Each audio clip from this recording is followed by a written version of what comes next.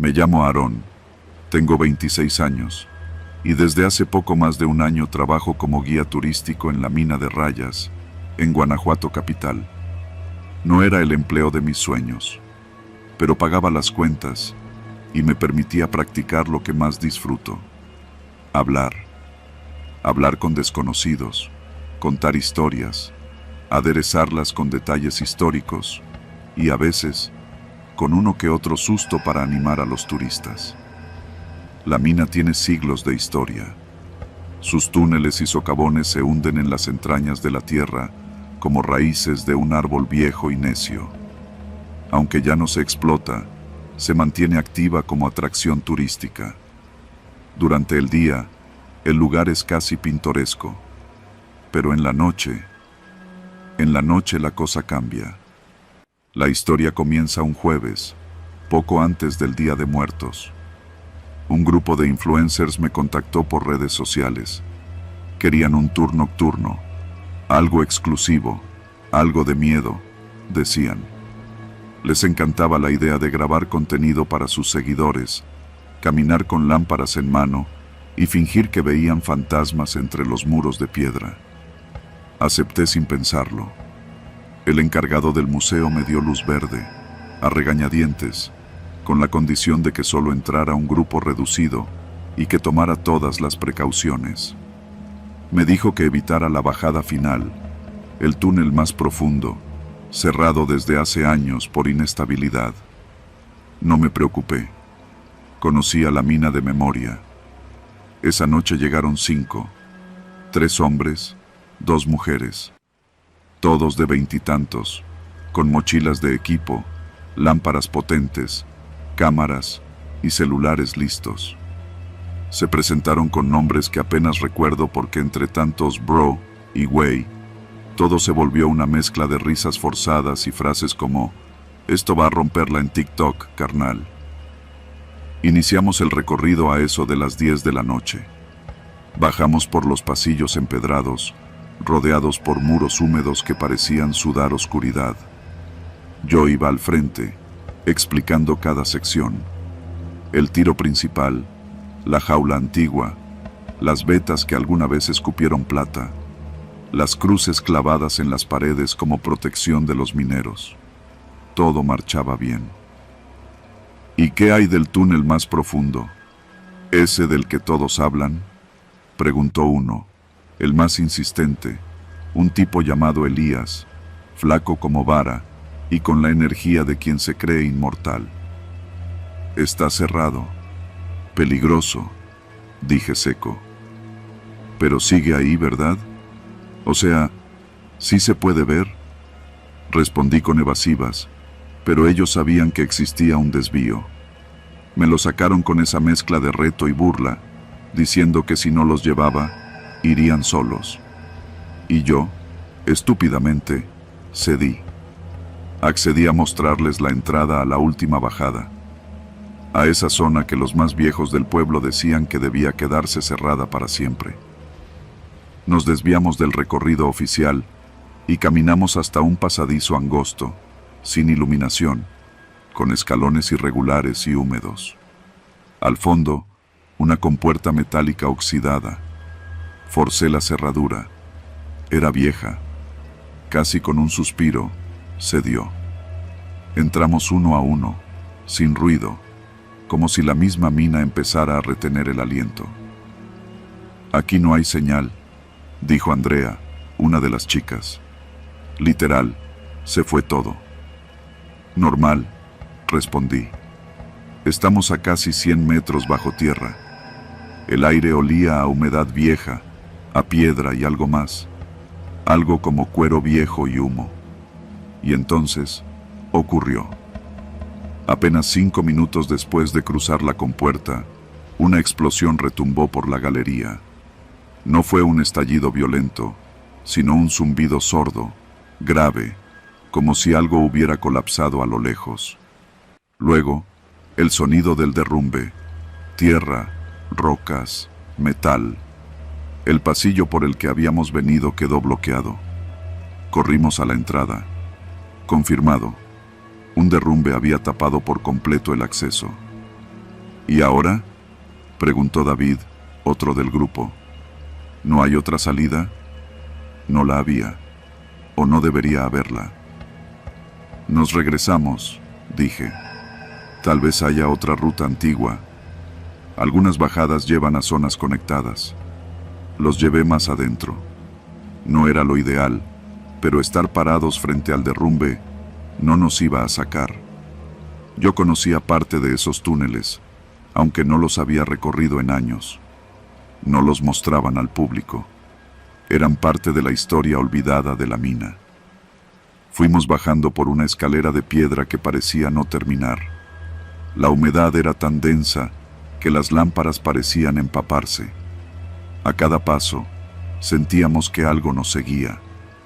No era una presencia, era la misma historia del lugar, como si los siglos de explotación, sudor y muerte aún respiraran entre las grietas.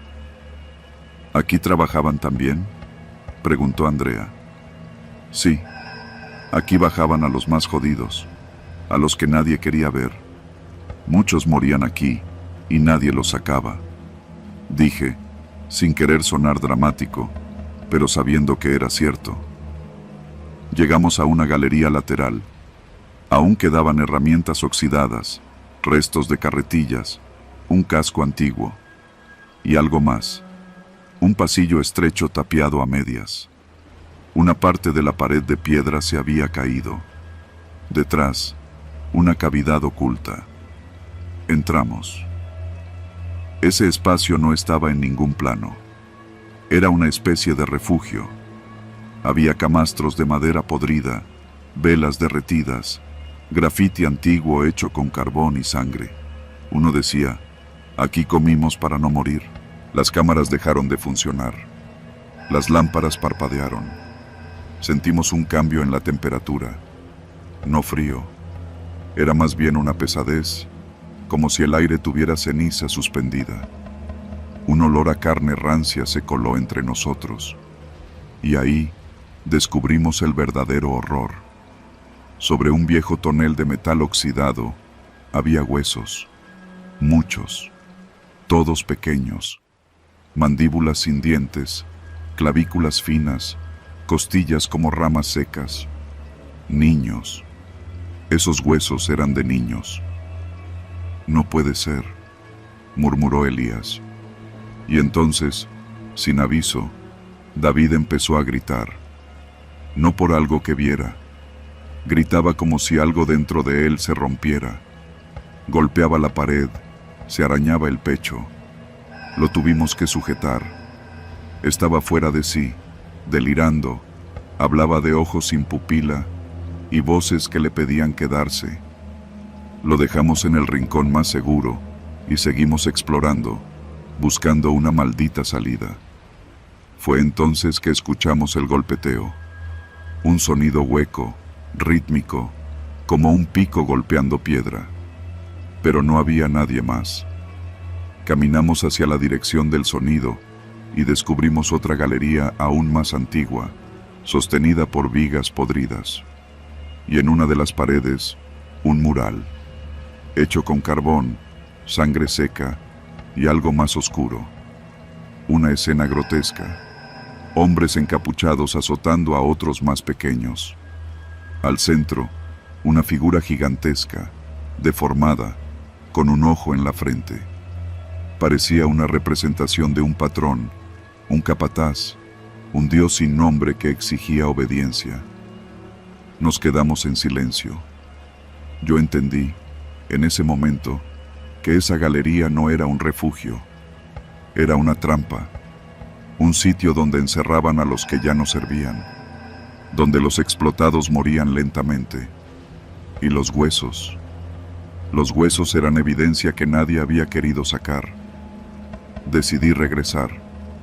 Andrea y yo cargamos a David, que apenas murmuraba.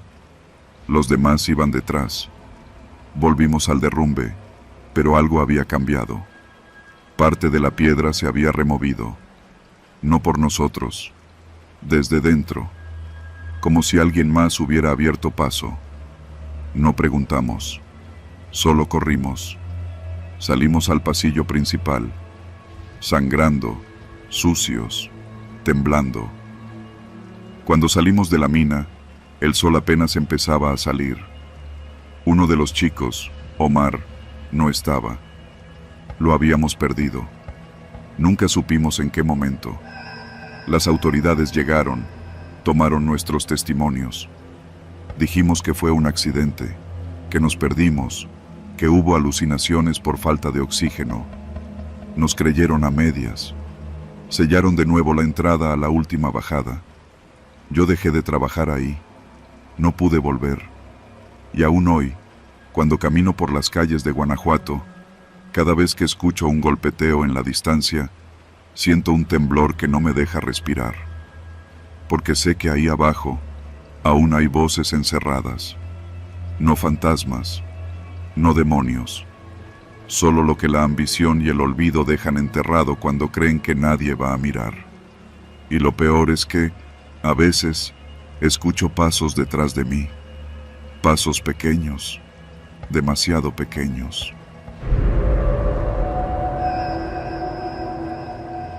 Nunca me gustaron los clichés, y menos cuando se trataba del amor.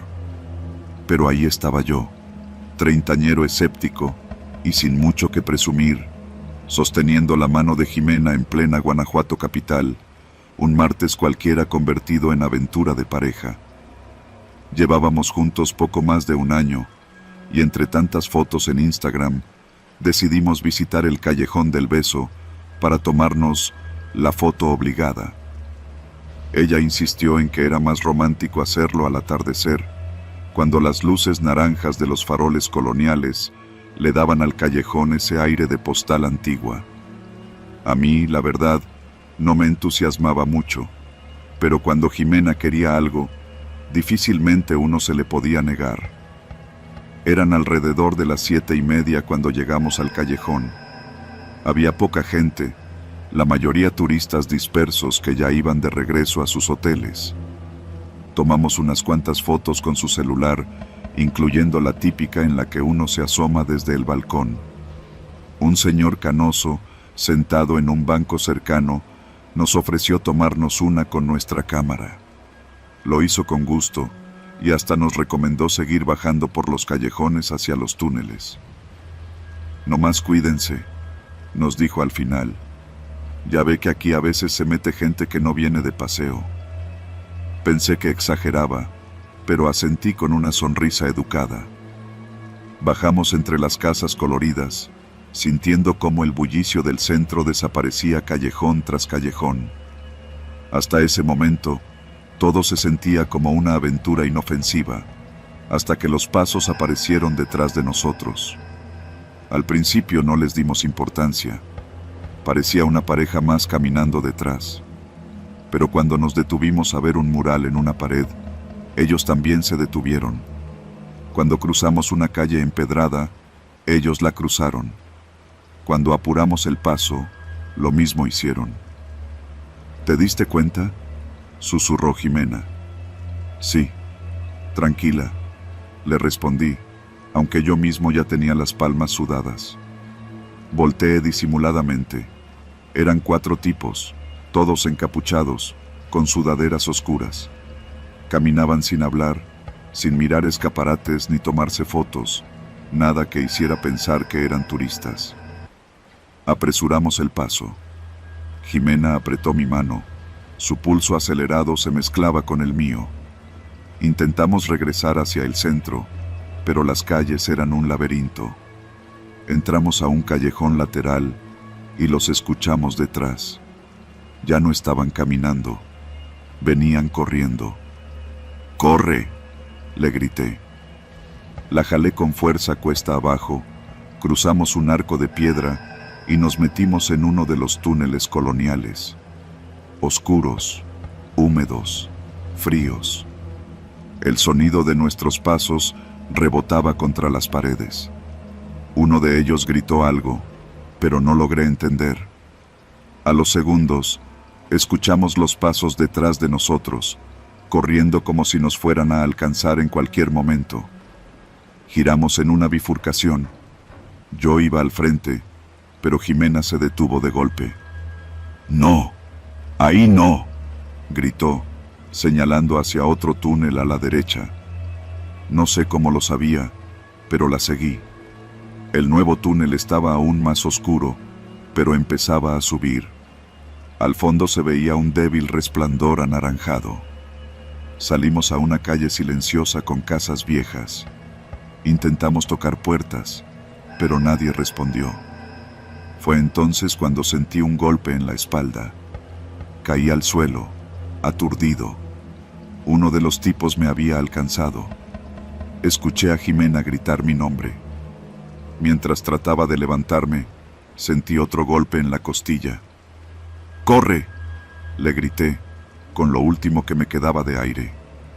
Ella dudó un segundo, luego salió corriendo sin mirar atrás. Me dejaron tirado. Tal vez pensaron que ya no era amenaza. Me arrastré hacia una banqueta, sangrando del labio y con la vista nublada. Los gritos de Jimena se alejaban. Y luego, el silencio. Me tomó varios minutos levantarme. Una señora de edad salió finalmente de su casa y llamó una ambulancia. En el hospital me atendieron las heridas y luego llamaron a la policía. Les conté todo. Me tomaron declaración. Les dije dónde había pasado, por dónde habíamos corrido, cómo eran los sujetos. Las cámaras deben haberlos captado, les dije, desesperado. Eran 4, todos encapuchados.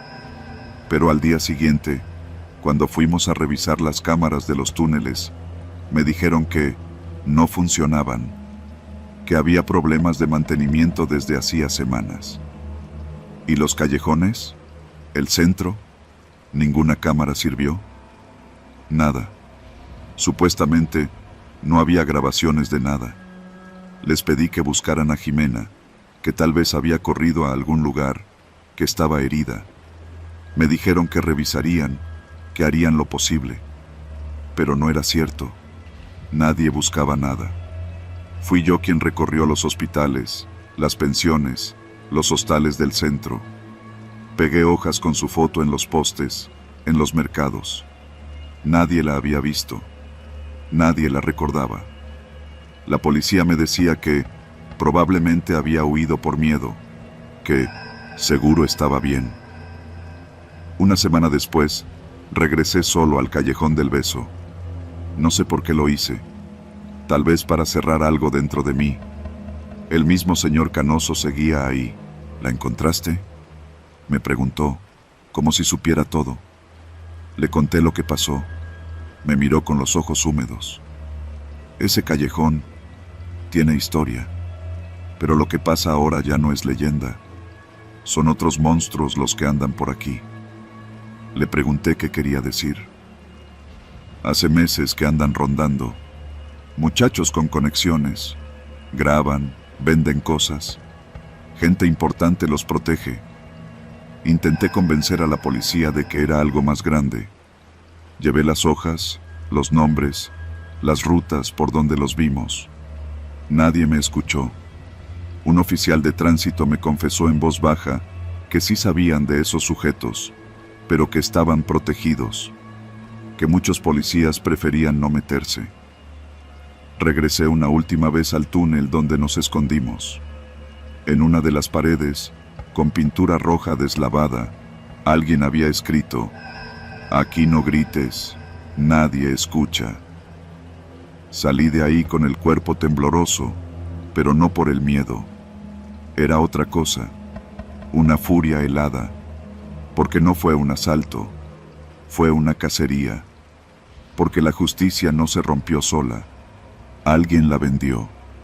No encontré a Jimena, pero encontré lo que nunca había querido ver, lo que se esconde en la ciudad, donde las leyendas cubren crímenes, donde los turistas no miran.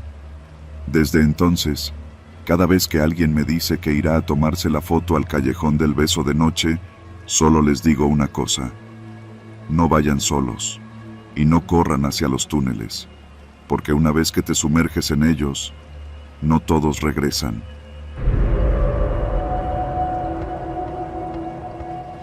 Nunca he sido de los que buscan meterse en problemas. Siempre he hecho mi trabajo sin destacar mucho, cumpliendo con lo necesario para no llamar la atención. Por eso me extrañó tanto que el secretario del ayuntamiento me pidiera personalmente que cubriera al alcalde durante su licencia médica de último momento. Apenas tenía 27 años, y mi puesto como asistente administrativo no requería más que archivar documentos y organizar eventos. Pero acepté. Era solo por una semana, decían. Nada más. Doctor Mora es tranquilo, casi dormido. En apariencia. El tipo de pueblo donde todos se saludan aunque no se conozcan. Pero esa calma tiene huecos. Calles sin pavimentar, policías sin patrullas y vecinos que prefieren no mirar hacia ciertas casas. Desde que tomé el cargo temporal, algo no cuadraba. Nadie daba razón exacta de por qué se había ausentado el alcalde. Ni su secretaria, ni los regidores, ni siquiera su chofer. Todos decían lo mismo. Andaba en asuntos personales.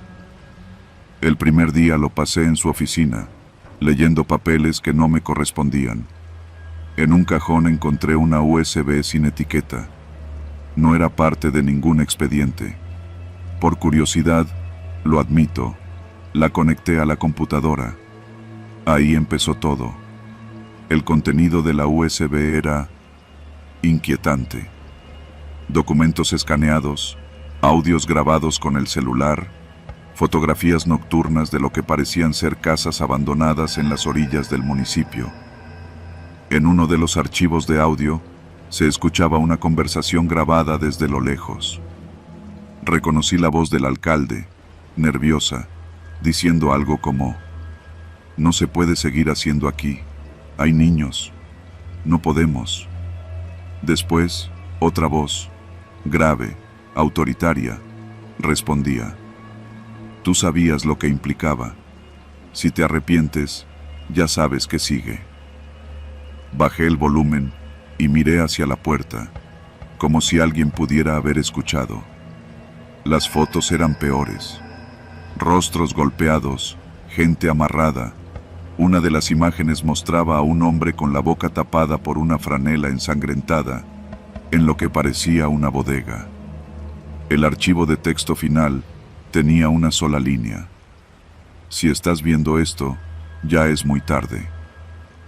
Guardé la USB en mi chamarra. No la podía dejar ahí. Esa misma tarde, hubo un evento del DIF en la plaza principal. Yo debía ir a entregar un reconocimiento simbólico. Apenas tomé el micrófono, noté que 2 hombres vestidos de civil, con radios mal escondidos, se colocaban a cada extremo del kiosco. No aplaudieron. No miraban el evento. Me miraban a mí. No volví a la oficina. Corrí a casa, saqué una mochila, metí ropa, el cargador y la USB. Me fui a pie, evitando calles principales. No podía usar mi auto. Lo habrían ubicado rápido. Me escondí esa noche en una casa en ruinas a las afueras del pueblo. Era de un conocido de mi papá que había migrado a Estados Unidos. Nadie debía saber que estaba ahí. No dormí. Cada ruido parecía pasos acercándose. Al amanecer, revisé la USB otra vez, desde una vieja laptop que me prestó un chavito del barrio. Descubrí algo más. Un listado de nombres.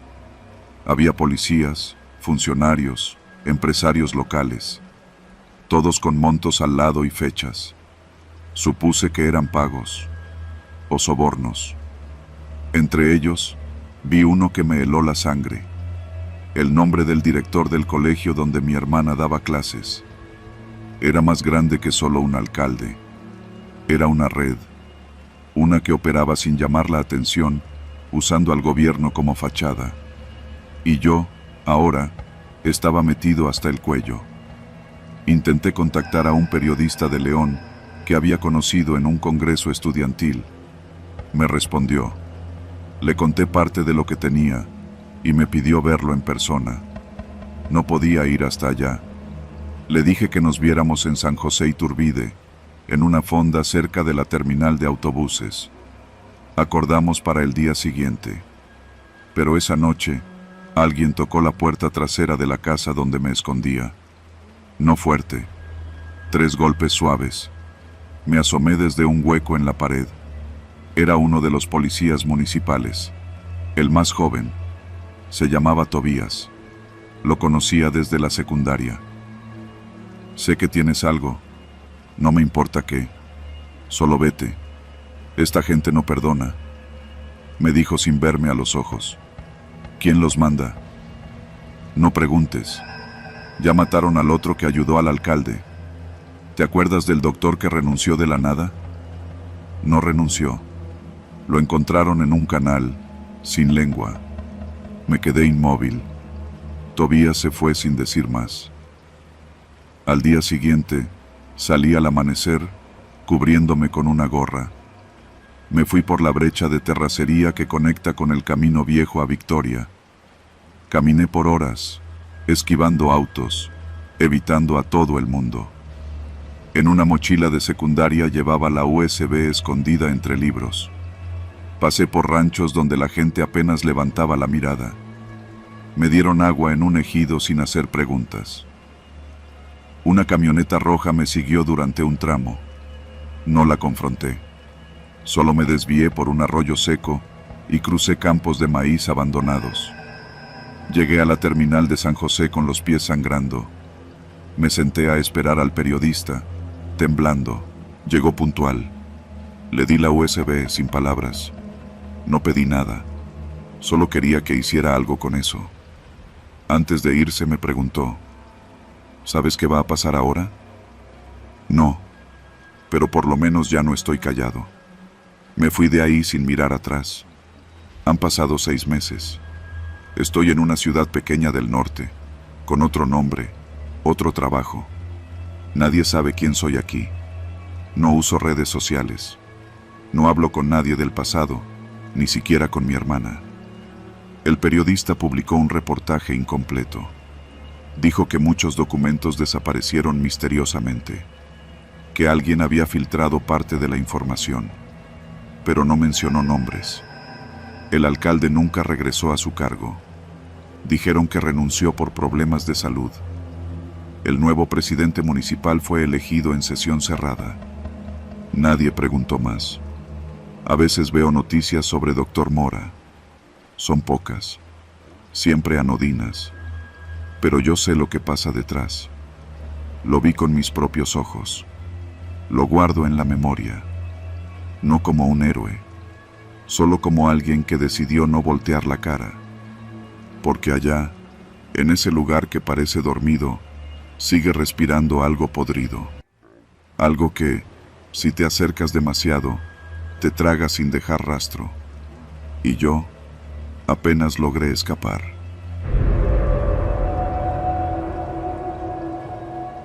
Me llamo Julia, tengo 23 años y estudio historia en la Universidad de Guanajuato. Siempre me ha gustado escarbar en los rincones más oscuros de nuestro pasado, pero jamás pensé que un trabajo escolar me llevaría a enfrentarme con algo tan real, tan inmediato, tan peligroso. Todo comenzó en una visita académica a la famosa Casa de los Lamentos, en pleno corazón de Guanajuato capital. El lugar, una casona antigua con historia de asesinatos y leyendas urbanas, había sido restaurado como museo y ahora se presentaba como uno de esos atractivos turísticos que mezclan lo macabro con lo cultural. Era parte del itinerario del curso de historia regional. Entramos en grupo, unos 15 estudiantes y nuestra maestra, la doctora Serrano. Desde el primer momento, el aire dentro del lugar se sentía denso, no por lo sobrenatural, sino por la carga histórica. Esa casa había presenciado dolor real, crímenes espantosos. Cada pared parecía guardar un secreto. Mientras los demás sacaban fotos o tomaban notas, yo me perdí entre las habitaciones. Había una especie de cuarto trasero, mal iluminado, donde casi nadie se detenía. Fue ahí donde la vi. Entre una repisa con objetos antiguos, detrás de una caja de herramientas oxidadas, asomaba una libreta de pasta dura, con el cuero reseco y las hojas amarillentas. En la portada, apenas legible, alguien había escrito a mano Tadeo. No parecía parte de la museografía, no tenía etiqueta ni número de inventario. La tomé con disimulo y la deslicé dentro de mi mochila, convencida de que era un cuaderno viejo de alguien del museo. Pensé devolverla después, pero la curiosidad me pudo. Esa noche, en mi departamento, comencé a leerla. Las primeras páginas eran lo que esperaba. Fechas, notas sueltas, pensamientos confusos de alguien que parecía obsesionado con la muerte. Pero pronto, los textos cambiaron. Se volvieron más precisos, más oscuros. Enumeraba nombres, lugares, fechas. Casi todas las anotaciones se centraban en visitas nocturnas a casas específicas. Decía cosas como noviembre 5, mujer joven, callejón del beso. Esperó hasta que entró sola. No gritó tanto como la anterior. Me congelé. Pensé que se trataba de un juego, de un intento de literatura barata. Pero cuando empecé a buscar algunos de los nombres mencionados, algo no cuadraba. Varias de esas personas eran reales. Y no solo eso, aparecían en listas de desaparecidos del estado de Guanajuato. Casos recientes, incluso de este mismo año. Pasé horas revisando la libreta. Cada página relataba con detalle lo que claramente eran seguimientos, rutinas, lugares donde vivían, hasta las horas en las que salían por el pan o a correr. Era como un diario de cacería. No todos los nombres terminaban con una visita, pero varios sí. Alguien estaba documentando cada paso antes de actuar. No dormí esa noche.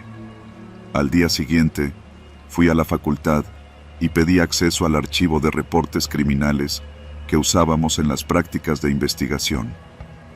Crucé los nombres de la libreta con las bases de datos. Coincidían más de los que podía tolerar como coincidencia. Al menos 7 desaparecidos desde enero, todos con anotaciones en el cuaderno. Intenté contarle a la doctora Serrano. Le mostré una de las páginas fotocopiadas, pero su reacción fue distante. Me pidió que no me involucrara más, que probablemente se trataba de una pieza museográfica ficcional, una dramatización, pero en su voz noté algo nervioso, como si me estuviera desviando a propósito. Esa noche, al salir de la facultad, vi un coche estacionado frente a mi edificio. Un Tsuru gris, viejo. El mismo que mencionaba 2 veces la libreta como el vehículo de escape. Intenté pensar que era casualidad. Vivía en una zona popular. Podía ser de cualquiera. Al tercer día, alguien entró a mi departamento. No se llevaron nada, solo la libreta. Pero yo ya había escaneado casi todo con la app de notas. Tenía copias de cada página. A partir de entonces, empecé a recibir llamadas sin número. Solo silencio. O, en una ocasión, una voz masculina que dijo: «Deja eso, Julia. No sabes con quién te estás metiendo». No volví a contestar llamadas desconocidas. Cambié de chip. Pero las cosas no pararon ahí. Una noche, regresando del Oxxo de la esquina, encontré la puerta de mi edificio entreabierta. Subí con cautela, el corazón martillándome. Frente a mi departamento, había un sobre pegado con cinta en la puerta. Adentro, una copia de una de las páginas que yo misma había escaneado, tachada en rojo, y escrita a mano, en la parte inferior, una frase: «Última advertencia». Me fui a casa de mi tía en León por unos días. Ahí aproveché para contactar a un reportero local, viejo amigo de un profesor. Le conté todo. Le mostré los archivos, las fotos. Dudó, pero aceptó revisarlo.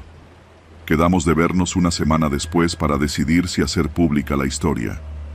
El día de la cita no llegó. El reportero fue hallado muerto en su auto. Oficialmente, accidente por intoxicación con monóxido. Pero no había signos de que el coche estuviera encendido, ni indicios de fuga de gas. Regresé a Guanajuato con miedo. Pensé en dejar la investigación, pero algo en mí, una mezcla de coraje e impotencia, me obligó a seguir. Tomé todas mis pruebas, las guardé en un USB y lo dejé en una caja de seguridad del banco con una nota. Si algo me pasa, entreguen esto a la prensa nacional. Entonces entendí lo más importante. La libreta no era de un asesino cualquiera, era de alguien con poder. Las direcciones eran de casas de interés patrimonial.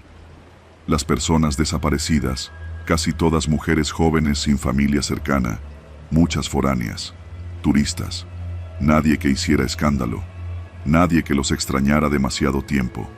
Una red, un sistema, y la Casa de los Lamentos no era solo una casa embrujada para turistas, era un punto de encuentro, un santuario, un símbolo. Me seguían. Lo supe porque empecé a reconocer caras en los mismos lugares. Un hombre con gorra en la biblioteca, la señora de los tamales viéndome demasiado. Me estaban vigilando. Querían saber si hablaría, si mostraría algo, pero no lo hice. No directamente. En lugar de eso, monté una exposición falsa en la facultad. Hice como si todo fuera parte de un proyecto de ficción interactiva. Un juego de historia criminal, dije. Mostré las páginas en una vitrina con contexto narrativo falso. Cité fuentes inventadas, nombres cambiados y, debajo de cada hoja, un código QR que llevaba a un blog. Uno con los documentos reales escondidos en una nube cifrada. Fue mi forma de soltar la verdad sin morir en el intento. Hoy, sigo en Guanajuato. Me muevo de casa en casa, no uso redes sociales y solo contacto a mi familia por correo físico. No sé si ellos aún me buscan. No sé si están esperando que haga un movimiento en falso. Pero lo que sí sé es esto. La Casa de los Lamentos sigue abierta al público. Los visitantes caminan por los pasillos, toman fotos y creen que es solo un museo del horror. Pero debajo hay algo más. No fantasmas, humanos. Y eso es mucho más aterrador.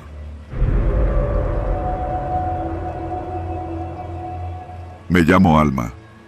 Tenía 19 años cuando escapé de esa casa. A veces sueño que sigo ahí, atrapada entre las paredes acolchonadas de un burdel disfrazado de casa de citas, con ese olor a perfume barato, sudor y miedo que se mezclaba en el aire. Pero no estoy soñando esta vez. Estoy en medio de la carretera, con los pies rotos, el cuerpo cubierto de moretones y el corazón empujándome a seguir. Era la madrugada. La carretera estatal que conecta León con San Francisco del Rincón estaba desierta, negra como la conciencia de los que me encerraron. A mi lado, el monte. Más allá, las sombras de los mezquites. Todo callado, como si el mundo estuviera aguantando la respiración. Tenía apenas una mochila vieja que encontré en un closet del cuarto donde me encerraban.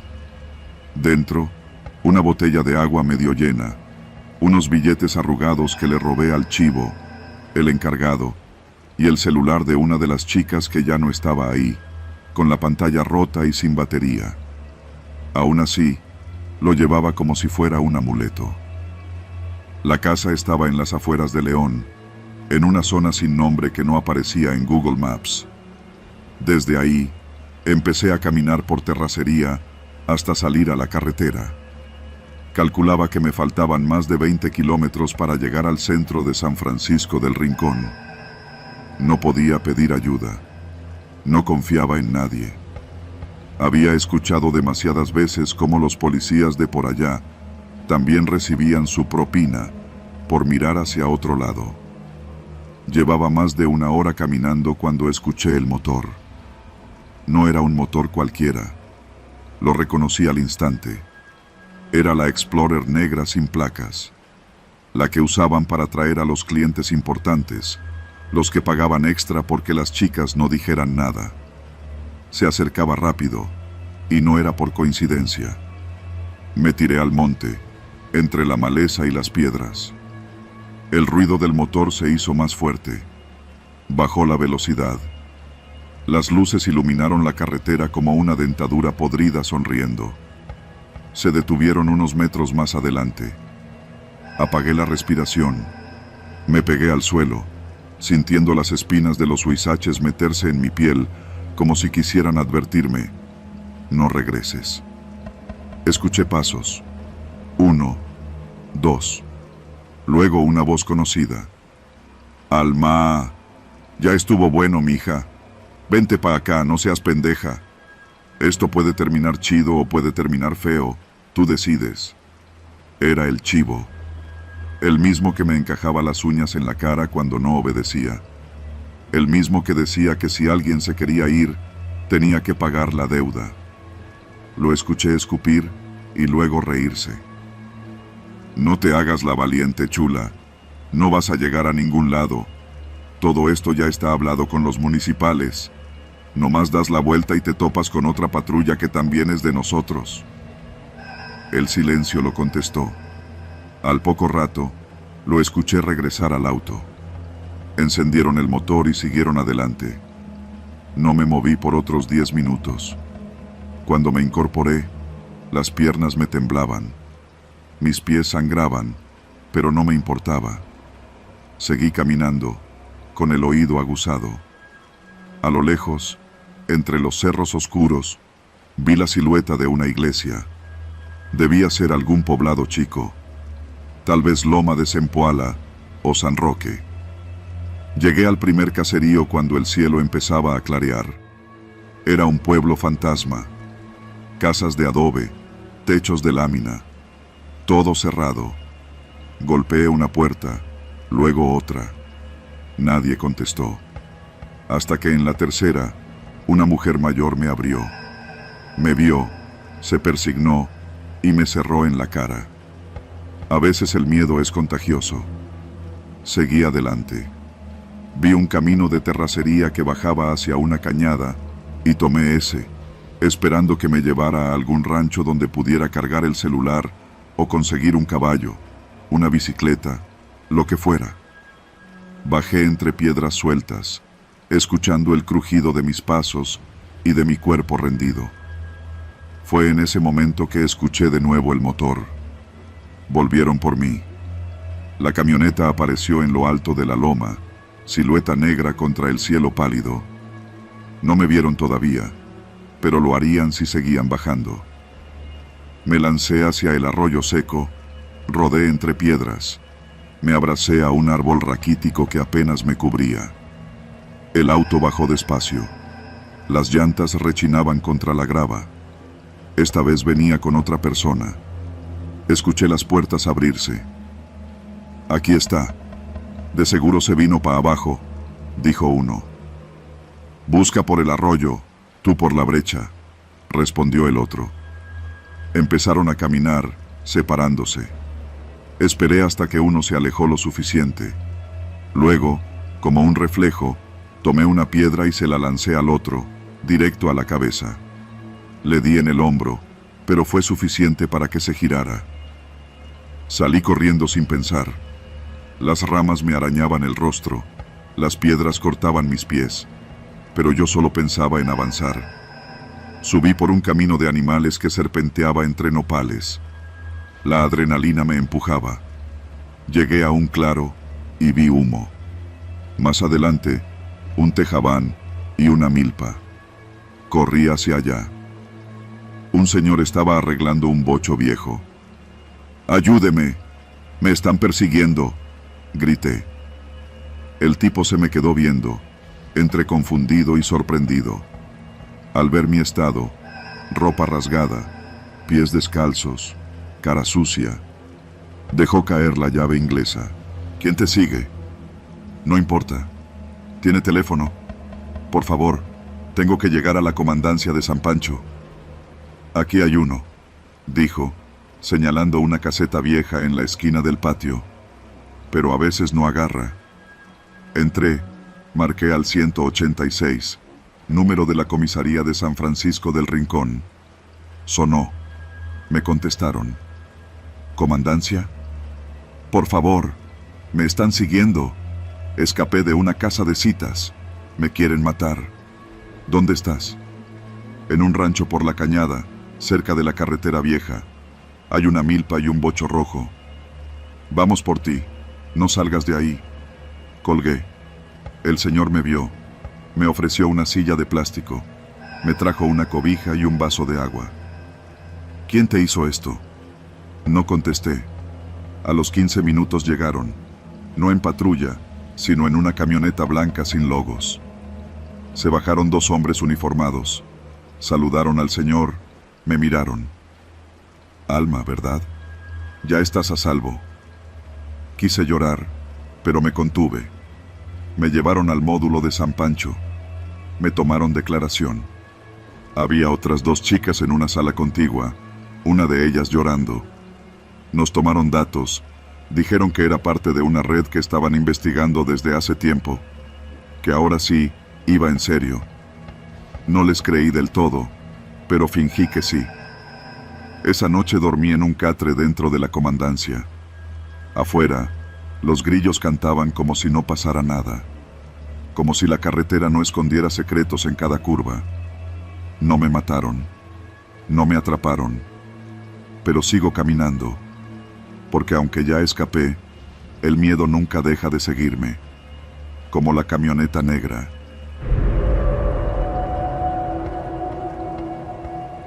Nunca pensé que escribir la nota final de un colega significaría poner en riesgo mi propia vida.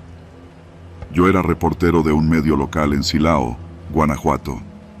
De esos que cubren desde la feria del pueblo hasta los balaceras en comunidades rurales, según el humor del día.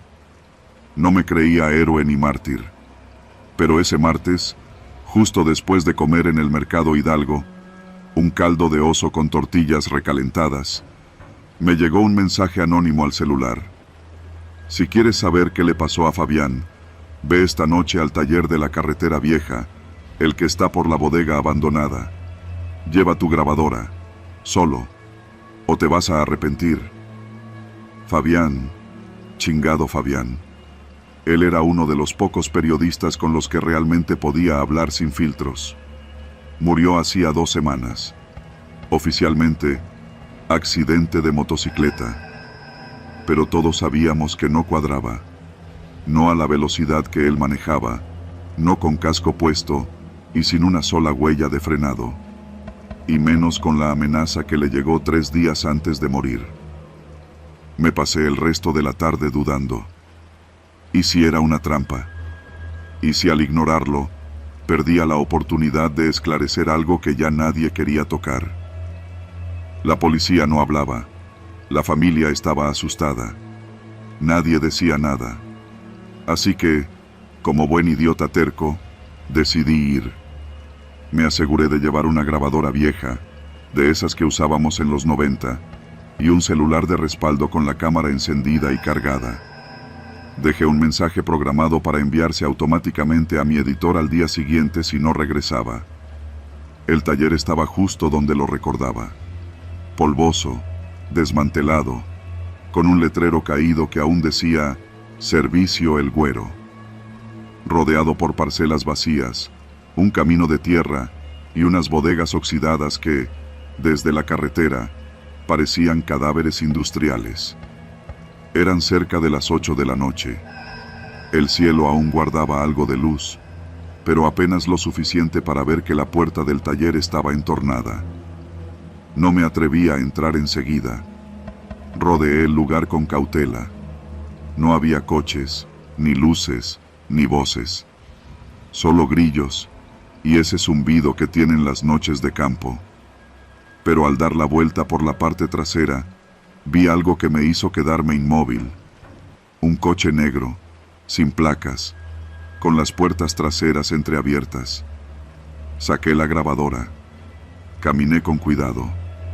El polvo amortiguaba mis pasos. Dentro del taller, el silencio era tan absoluto que mis propios movimientos sonaban como una avalancha. Y ahí empezó todo. Primero fue el murmullo, voces, conversaciones apagadas al fondo del lugar. Seguí el sonido y me escondí detrás de una pila de neumáticos viejos. Lo que vi me heló la sangre. Un grupo de hombres, al menos 5, reunidos alrededor de una mesa improvisada con blocks y una lámina oxidada.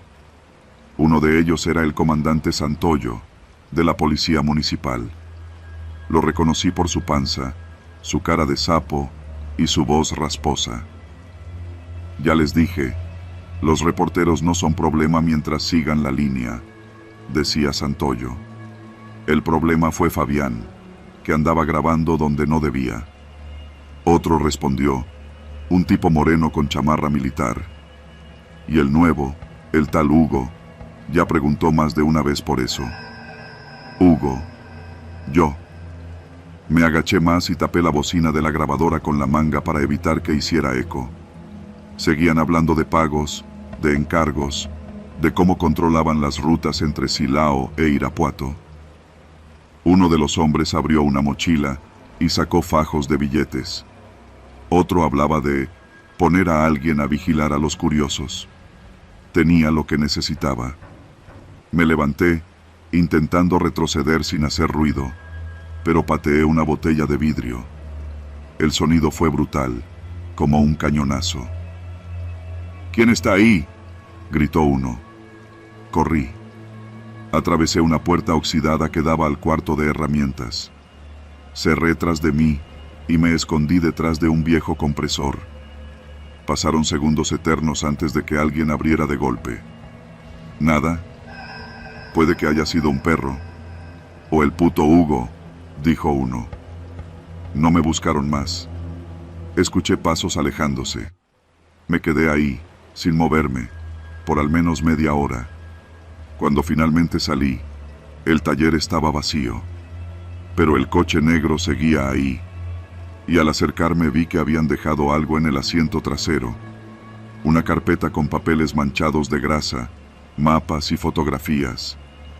Una de ellas mostraba a Fabián hablando con un policía estatal. Otra lo mostraba tirado en el pavimento antes de que llegara la ambulancia. Habían estado vigilándolo desde semanas antes. Guardé todo lo que pude en mi mochila y salí de ahí a pie, dejando mi moto a unos metros. Tomé caminos de terracería y evité pasar por el centro. Llegué a mi casa cerca de la medianoche. Esa noche no dormí. Edité el audio. Eran más de 20 minutos de conversaciones donde se escuchaba claramente la voz del comandante Santoyo y otros implicados. Decidí no enviarlo aún. Quería tener respaldo. Subí los archivos a la nube, los encripté, los compartí con un par de colegas de confianza. Hablé con mi editor, que casi me cuelga por lo que estaba haciendo, pero al escuchar el material, solo dijo: esto nos puede costar la vida, o salvar muchas. Al día siguiente, alguien me seguía. Lo noté en la glorieta rumbo a la carretera a León. Un coche gris sin placas. Aceleré. Me metí en calles donde el tránsito me daba ventaja. Cuando llegué al periódico, el coche ya no estaba. Publicamos el reportaje 3 días después, pero no todo. Solo partes. Lo suficiente para crear ruido. Lo suficiente para que Santoyo fuera retirado temporalmente y algunos agentes estatales fueran revisados. Las amenazas llegaron por todos lados. Me cambié de casa. Dejé el coche. Andaba en taxi o a pie. Dormía con la mochila junto a la cama. No podía confiar ni en mi propia sombra. Pero una noche, mientras cenaba unos tacos en el centro, un chavo que vendía dulces se me acercó y me susurró: la neta, gracias por lo de Fabián. Mi tío era su compa. Lo mataron por hablar. Tú hiciste lo que él no pudo. No supe qué responder. Solo asentí y le compré todo lo que traía. Hoy sigo escribiendo, pero desde el anonimato. El periódico dice que sigo de corresponsal.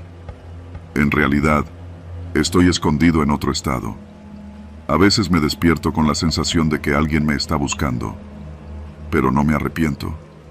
Esa nota final que escribí fue la más peligrosa de mi vida, pero también la más importante.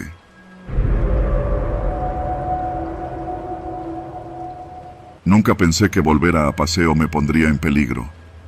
Mi nombre es Tomás Aguilar y durante años viví en el extranjero, trabajando como enólogo en distintas bodegas de California. Cuando mi tío Gregorio murió, heredé sus tierras, un viñedo de 5 hectáreas en el ejido de San José Agua Azul, justo a la orilla de la carretera libre que conecta con Celaya. La tierra era seca, pero fértil, y aunque el viñedo había caído en cierto abandono, conservaba la estructura necesaria para volver a levantarlo. Mi tío no tenía hijos. Yo era el único familiar cercano, y aunque nunca fuimos íntimos, me sorprendió que me dejara todo.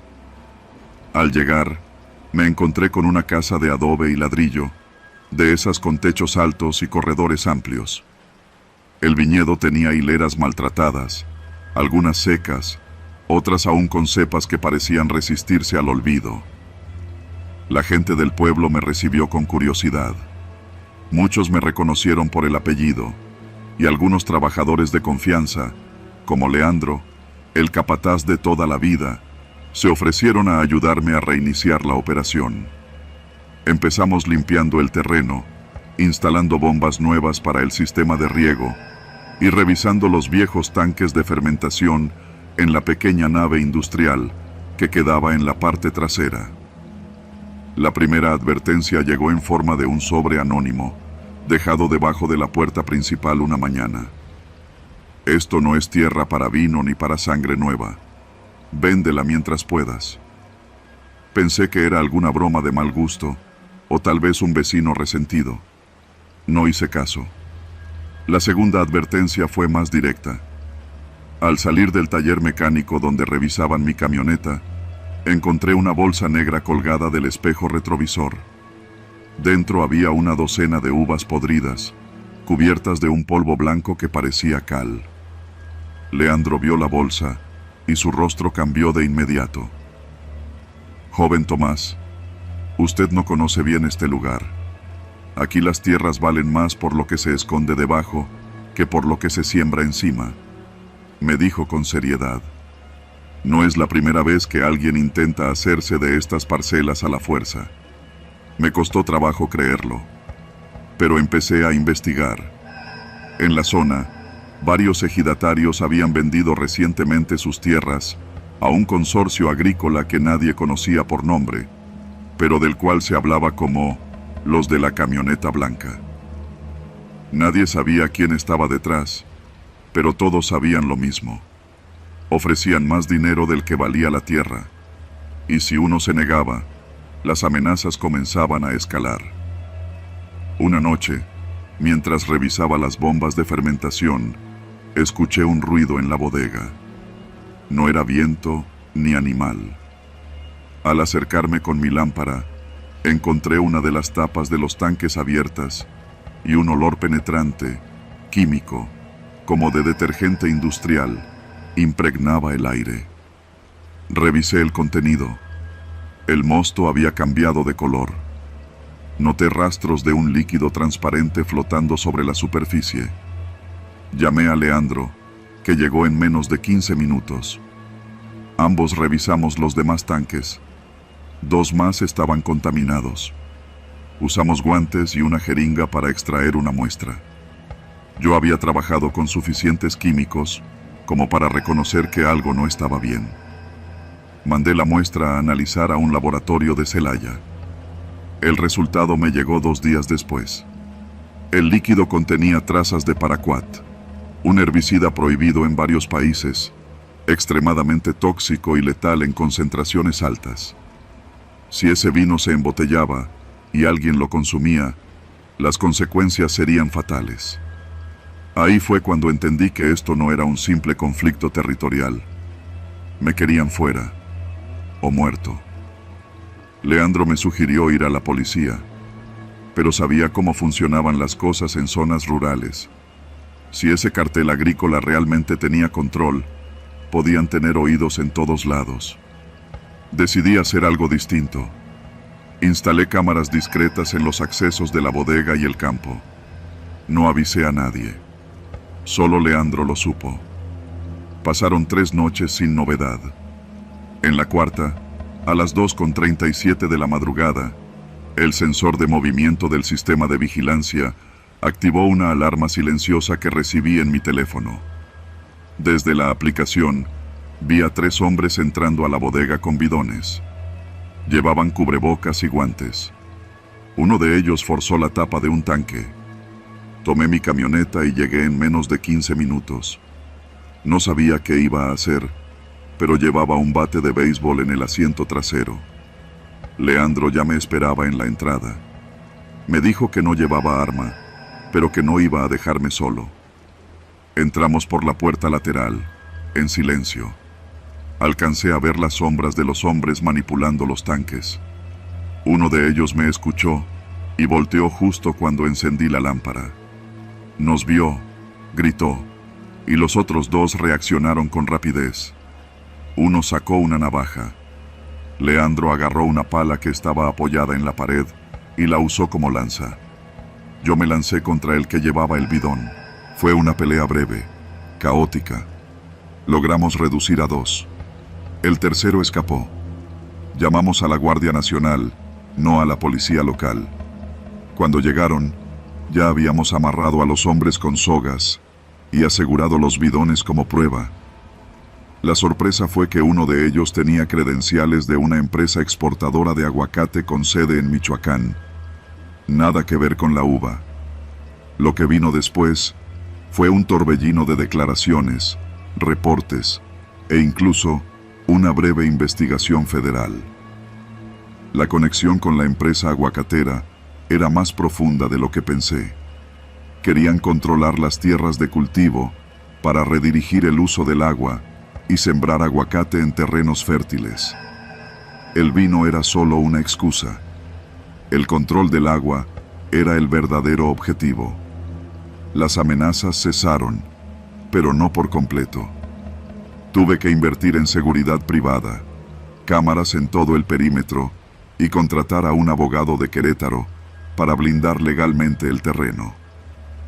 Muchos vecinos comenzaron a hablar más abiertamente después de lo sucedido. Algunos incluso me agradecieron por no vender, por resistir. Hoy, 2 años después, la viña produce su primera cosecha limpia. El vino lleva el nombre de mi tío Gregorio. No he vuelto a recibir amenazas, pero tampoco bajo la guardia. A veces, cuando camino entre las hileras al amanecer, me pregunto qué habría pasado si esa noche no hubiera escuchado el sonido en la bodega, o si Leandro no hubiera estado dispuesto a arriesgarse conmigo. La tierra guarda secretos, y Apaseo, como muchas partes de este país, tiene los suyos enterrados entre raíces, sangre y vino.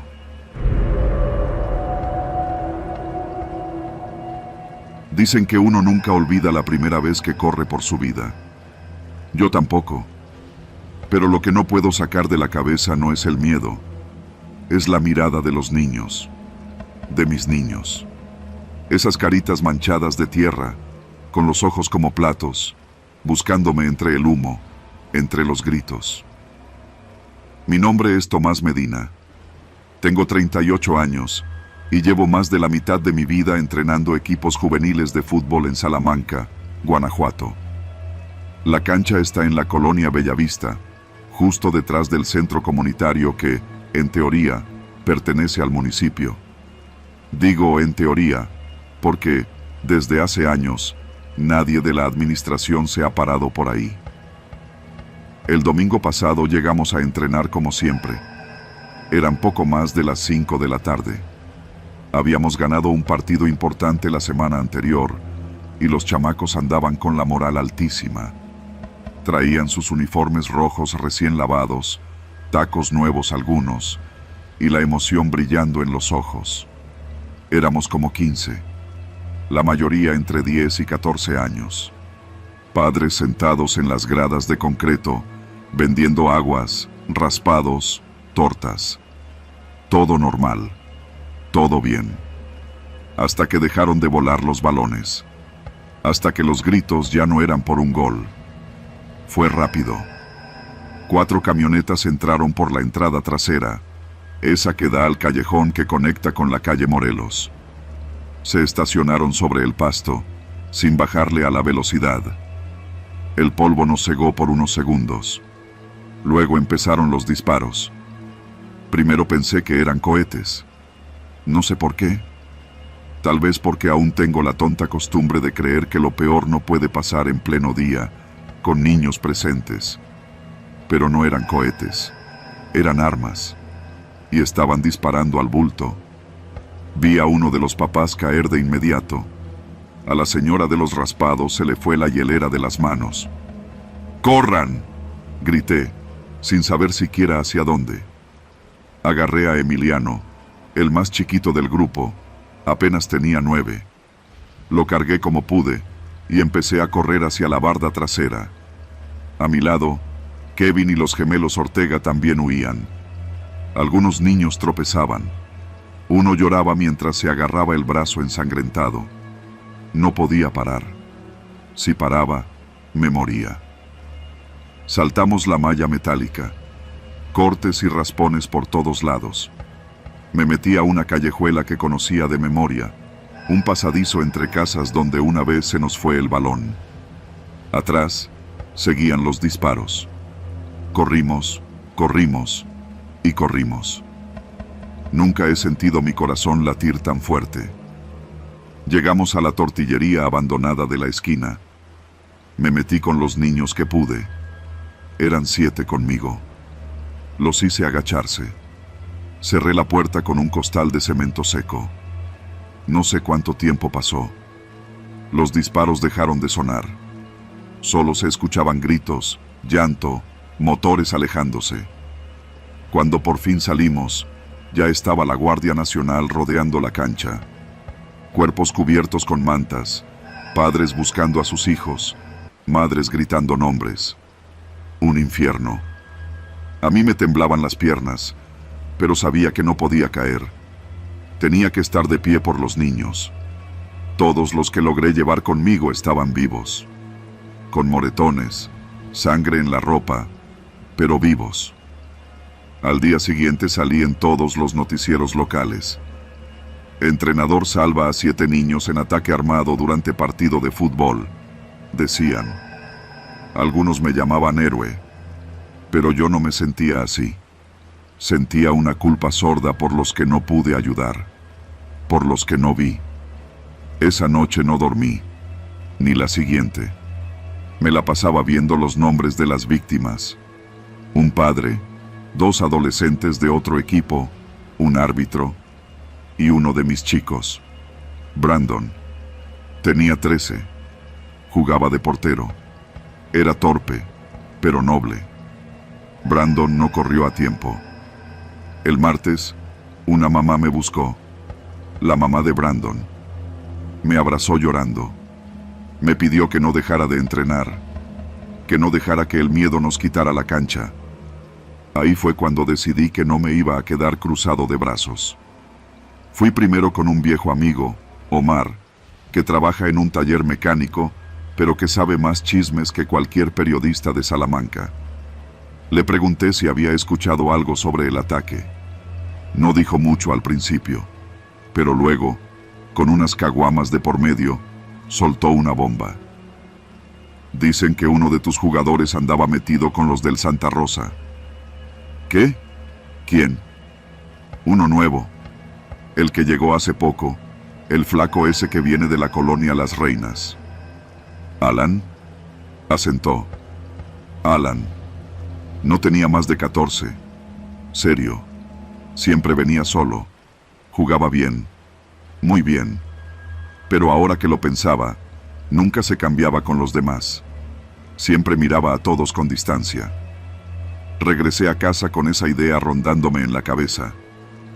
Busqué a Alan. No fue al entrenamiento, pero lo encontré en una esquina, en la entrada de su colonia. Me acerqué con cautela. ¿Qué pasó, profe?, preguntó con la misma expresión impenetrable de siempre. Necesito saber la verdad, Alan. ¿Ese ataque fue por ti? No respondió. Me miró. Bajó la cabeza. No era para ustedes. Era para mí. Y ahí me contó todo. Alan había empezado a trabajar como halcón para una célula del cártel de Santa Rosa. Su hermano mayor lo había metido. Le daban dinero por reportar movimientos. Un día, en un partido, vio a un chavo de otra colonia que lo había amenazado semanas antes. Pensó que venía a buscarlo. Le avisó a su contacto. Me dijeron que iban a asustarlo. No que iban a hacer eso. Quise golpearlo. No lo hice. Pero no pude quedarme callado. Tú mataste a Brandon, a su papá, a los demás. Alan rompió en llanto. Pero su llanto no traía de vuelta a nadie. Lo llevé directamente con el comandante de la Guardia Nacional. Declaró todo. Tenía miedo. Dijeron que lo meterían en un programa de protección. Pero eso fue lo último que supe de él. Desde entonces, no he dejado de entrenar. Pero ya no lo hacemos en la cancha de Bellavista. Conseguimos que nos prestaran una en la colonia San Javier. Más lejos. Más segura, dicen. Siempre que empieza un entrenamiento, miro a mis nuevos jugadores. A veces imagino a Brandon entre ellos. A veces, no puedo evitar mirar hacia la calle, pensando que cualquier día puede repetirse la historia. Pero aún así, entreno. Porque si dejamos de jugar, si dejamos que el miedo nos quite hasta eso, entonces sí nos ganaron del todo. Y yo no pienso perder.